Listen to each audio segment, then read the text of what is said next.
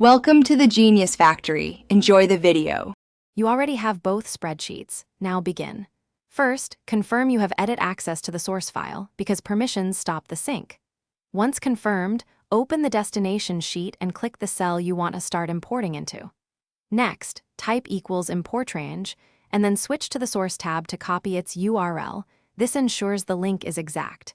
Make sure to include the sheet name and range like sheet 1, A1, C100 before closing the formula with a comma. Once you paste the source URL and range into import range, press enter, and you will usually see a #ref prompt asking to allow access. Click Allow Access. This grants the destination sheet read permissions to that source.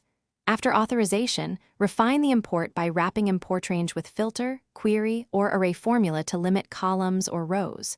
For example, use query, import range. Select call 1, call 3 where call 2 0. To import only the column. To finalize, format the imported area and confirm formulas referencing the imported cells update correctly. You can hide the raw import range if needed. If you encounter errors, first recheck sharing settings. The source must allow at least view access for the account in the destination. Make sure the URL and sheet range string are exact and the sheet name matches capitalization.